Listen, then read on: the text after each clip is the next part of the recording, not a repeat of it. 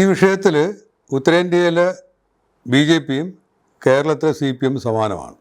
പിന്നെ കേരളത്തിലെ CPM പണ്ടേ തുടങ്ങിയാണ്. കുറച്ചൊരു പഴയ പാർട്ടി ആയതുകൊണ്ട് ഈ കള്ളത്തരവും പണ്ടേ ഉള്ളതാണ്. കൃത്യമായ വോട്ടർ പട്ടിക കേരളത്തിൽ മുഴുവൻ ഉണ്ടായിരുന്നെങ്കിൽ CPM ഒരിടത്തും ഒരിക്കലും ജയിക്കില്ല. അത് യാഥാർത്ഥ്യമാണ്. ഞാൻ തിരഞ്ഞെടുപ്പ് മത്സരിച്ച ഒരാളാണ്. അതിന് മുമ്പുള്ള തിരഞ്ഞെടുപ്പ് നോക്കിയാലും അറിയാം. ആറ്റിങ്ങൽ ശ്രീ അടൂർ പ്രകാശ് ജയിക്കാൻ കാരണം ഈ കള്ള വോട്ടുകൾ പിടിക്കാൻ പറ്റിയുകൊണ്ടാണ്. വ്യാപകമായിട്ട് CPM അവിടെ കള്ള വോട്ട് ചേർത്തിരുന്നു.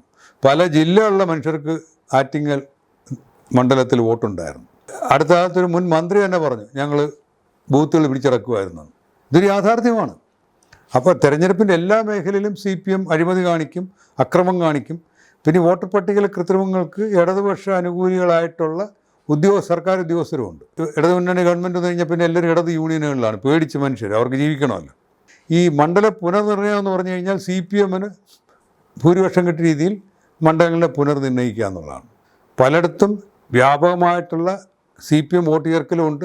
എൻ്റെ അറിവിൽ പലയിടത്തും UDF വോട്ടുകൾ എന്ന് സംശയിക്കുന്ന വോട്ടുകൾ പോലും മാറ്റിയിരിക്കുകയാണ്. തദ്ദേശ തെരഞ്ഞെടുപ്പിലുള്ള വോട്ടർ പട്ടികയിൽ തിരിമറി നടന്നതായി റിപ്പോർട്ടുകൾ വന്നിട്ടുണ്ട്.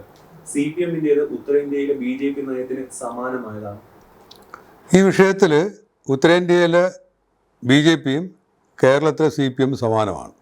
പിന്നെ കേരളത്തിലെ CPM പണ്ടേ തുടങ്ങിയാണ്. കുറച്ചൊരു പഴയ പാർട്ടി ആയതുകൊണ്ട് ഈ കള്ളത്തരവും പണ്ടേ ഉള്ളതാണ്.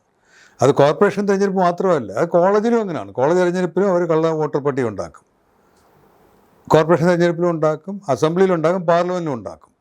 ഈ കൃത്യമായ വോട്ടർ പട്ടിക കേരളത്തിൽ മുഴുവൻ ഉണ്ടായിരുന്നെങ്കിൽ CPM ഒരിടത്തും ഒരിക്കലും ജയിക്കില്ല. അത് യാഥാർത്ഥ്യമാണ്.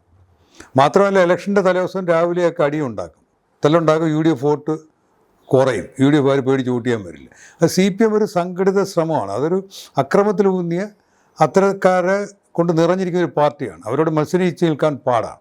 അതാണ് എപ്പോഴും സംഭവിക്കുന്നത്. ഞാൻ തിരഞ്ഞെടുപ്പ് മത്സരിച്ച ഒരാളാണ്. അതിന് മുമ്പുള്ള തിരഞ്ഞെടുപ്പ് നോക്കിയാലും അറിയാം. ആറ്റിങ്ങൽ ശ്രീ അടൂർ പ്രകാശ് ജയിക്കാൻ കാരണം ഈ കള്ള വോട്ടുകൾ പിടിക്കാൻ പറ്റിയുകൊണ്ടാണ്. വ്യാപകമായിട്ട് CPM അവിടെ കള്ള വോട്ട് ചേർത്തിരുന്നു. പല ജില്ലകളിലെ മനുഷ്യർക്ക് ആറ്റിങ്ങൽ മണ്ഡലത്തിൽ വോട്ടുണ്ടായിരുന്നു. വോട്ടുകളുടെ ഇരട്ടിപ്പും ഒക്കെ കണ്ടുപിടിക്കാൻ കഴിഞ്ഞുകൊണ്ടാണ് അവിടെ കോൺഗ്രസ് ജയിക്കാൻ കഴിഞ്ഞത്, ശ്രീ അടൂർ പ്രകാശ് ജയിക്കാൻ കഴിഞ്ഞത്. അപ്പോൾ എത്ര വർഷങ്ങൾ, എത്ര ഇലക്ഷനുകൾ ആലോചിച്ച് നോക്കണം. പിന്നെ അടുത്ത കാലത്തൊരു മുൻ മന്ത്രി തന്നെ പറഞ്ഞു ഞങ്ങൾ ബൂത്തുകൾ പിടിച്ചിറക്കുമായിരുന്നു. ഇതൊരു യാഥാർത്ഥ്യമാണ്. അപ്പോൾ തെരഞ്ഞെടുപ്പിൻ്റെ എല്ലാ മേഖലയിലും CPM അഴിമതി കാണിക്കും, അക്രമം കാണിക്കും. പിന്നെ വോട്ടർ പട്ടികയിലെ കൃത്രിമങ്ങൾക്ക് ഇടതുപക്ഷ അനുകൂലികളായിട്ടുള്ള സർക്കാർ ഉദ്യോഗസ്ഥരുമുണ്ട്. അവർ കൃത്യമായിട്ട് ചെയ്തു കൊടുക്കും. അതാണല്ലോ നാളെ ഒരു മുൻ മന്ത്രി പറഞ്ഞത്. സർക്കാർ ഉദ്യോഗസ്ഥരെ ചില ഭയന്നിട്ടൊക്കെ ആയിരിക്കും. അപ്പോൾ ഇപ്പോൾ ഉള്ളതുപോലെ സർക്കാർ ഉദ്യോഗസ്ഥർക്ക് പൊതുവെ ഭയമാണ്. ഇവർ ഗവൺമെൻറ്, ഇടതുമുന്നണി ഗവൺമെൻറ് എന്ന് കഴിഞ്ഞാൽ പിന്നെ എല്ലാവരും ഇടത് യൂണിയനുകളിലാണ്. പേടിച്ച് മനുഷ്യർ, അവർക്ക് ജീവിക്കണമല്ലോ. അപ്പോൾ അവരെ കൊണ്ടും ജയിക്കും. ഞാൻ മത്സരിച്ച കഴക്കൂട്ടം മണ്ഡലത്തിലുമൊക്കെ സംഭവിച്ചാണ്. ഇവർ ഈ മണ്ഡല പുനർനിർണ്ണയം എന്ന് പറഞ്ഞു കഴിഞ്ഞാൽ CPMന് ഭൂരിപക്ഷം കിട്ടിയ രീതിയിൽ മണ്ഡലങ്ങളെ പുനർനിർണ്ണയിക്കുക എന്നുള്ളതാണ്. അപ്പോൾ ഈ CPM പ്രവർത്തകർക്ക് രാഷ്ട്രീയം ഫുൾ ടൈം രാഷ്ട്രീയ പ്രവർത്തകരാണ്. അവർക്ക് ഇതിന് ഒരുപാട് സമയം കിട്ടുകയും ചെയ്യും.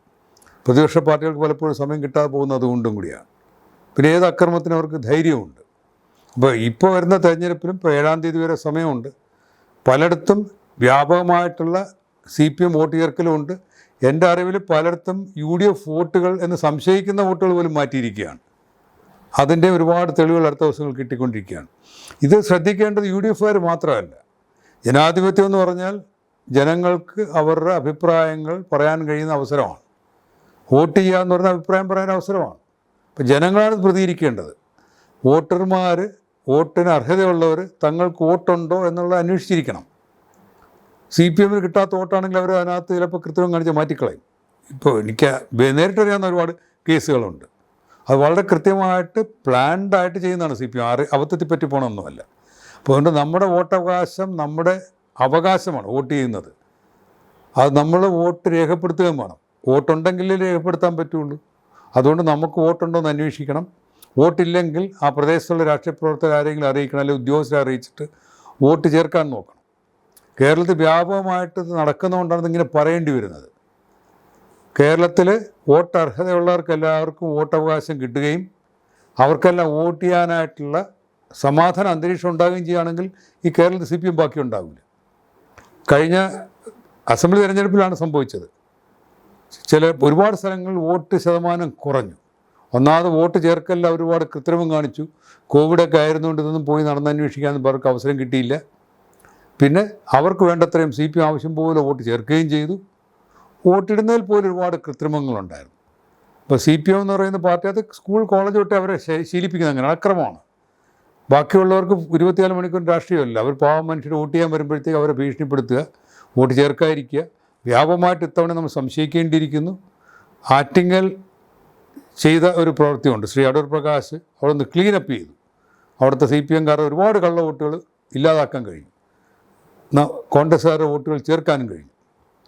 അത് കേരളത്തിൽ ജനത ഒരു മാതൃകയായിട്ട് കാണണം. ഇതുപോലെ പല മണ്ഡലങ്ങളും സംഭവിച്ചിട്ടുണ്ട്. അപ്പോൾ അത് കേരളത്തിൽ നമുക്ക് വോട്ടവകാശം അത് CPMകാർക്ക് അവരുടെ ആഗ്രഹത്തിനനുസരിച്ച് വോട്ട് ചേർക്കുകയോ മാറ്റുകയോ ചെയ്യുന്നത് ശരിയല്ല. അവരൊരു പാർട്ടി മാത്രമാണ്. അവർക്കാകെ മറ്റ് പാർട്ടികളെക്കാൾ കൂടുതലുള്ളത് അക്രമത്തിനുള്ള കഴിവാണ്. അക്രമത്തിൻ്റെ പേരിൽ ജനാധിപത്യം ധ്വംസിക്കപ്പെടരുത്, വോട്ടവകാശം ഇല്ലാതായി പോകരുത്. നമ്മുടെ വോട്ടുണ്ടോ എന്നുള്ള കൃത്യമായിട്ട് ആ പ്രദേശത്തുള്ള രാഷ്ട്രീയക്കാരെ വിളിച്ച് അന്വേഷിക്കുക, ഉറപ്പുവരുത്തുക. വോട്ടർ പട്ടിക കാണാൻ കഴിയും. അതിനകത്ത് നിങ്ങളുടെ വോട്ടുണ്ടെന്ന് വരിക, ഉറപ്പുവരുത്തുക. മരിച്ചുപോയവരും ഈ ഭാഗത്തും ഇല്ലാത്തവരുടെ വോട്ടുകൾ CPMകാർ ചേർത്തുണ്ട്, അതുങ്ങൾ അറിയിക്കണം. എന്നാൽ മാത്രമേ കൃത്യമായി വോട്ടവകാശമുള്ളവർ മാത്രം വോട്ട് ചെയ്യുമ്പോഴാണ്, അത് അവർക്ക് വോട്ട് ചെയ്യാൻ കഴിയുമ്പോൾ മാത്രമാണ് ജനാധിപത്യ പ്രക്രിയയുടെ ഏറ്റവും പ്രധാന ഭാഗമായ തെരഞ്ഞെടുപ്പ്, അതിലുള്ള വോട്ടെടുപ്പ് അത് കൃത്യമായി നടത്താൻ കഴിയുന്നത്. ജനാധിപത്യ വിശ്വാസികൾ വളരെ ശ്രദ്ധിക്കണം. ഇതിനകത്ത് ഒരു ഉപേക്ഷയും വിചാരിക്കരുത്.